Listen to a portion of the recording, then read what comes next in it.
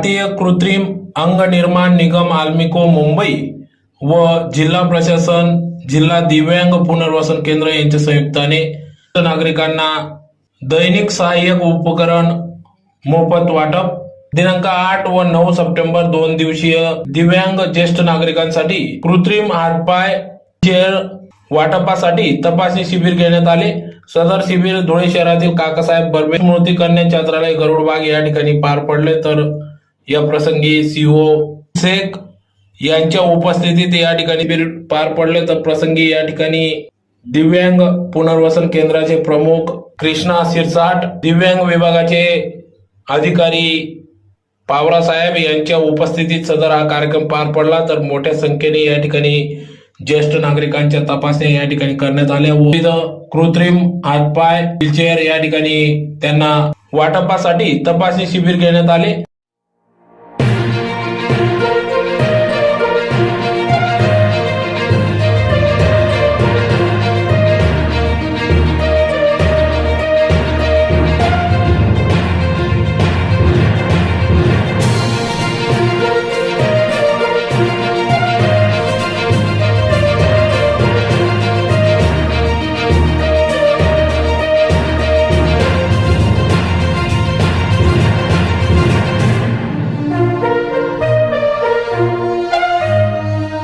राष्ट्रीय वयोश्री योजना आहे आणि त्या अंतर्गत जे ज्येष्ठ नागरिक आहेत त्यांना विविध स्वरूपाच्या सुविधा देण्याचा कार्यक्रम पूर्ण देशामध्ये आखण्यात आलेला आहे।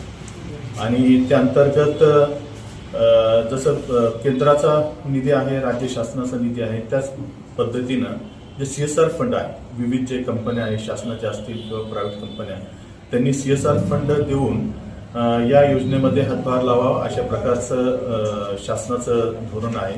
आणि त्या अंतर्गत जी GIC जे कॉर्पोरेशन आहे, जनरल इन्शुरन्स कॉर्पोरेशन, यांनी अलिम्को ही जी कंपनी आहे, अलिम्को जी आहे ते केंद्र शासनाचा एक उपक्रम आहे।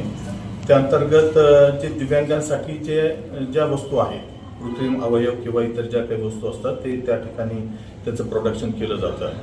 तर ह्या GICनं अलिम्को या कंपनीला 50 लाखाचा निधी दिलेला आहे। आणि या निधीमधून आपल्या जिल्ह्यातील जे ज्येष्ठ नागरिक आहे आणि ज्यांना विविध स्वरूपाच्या काही वस्तूंची गरज आहे, काही अवयव असतील, कृत्रिम अवयव असतील किंवा इतर काही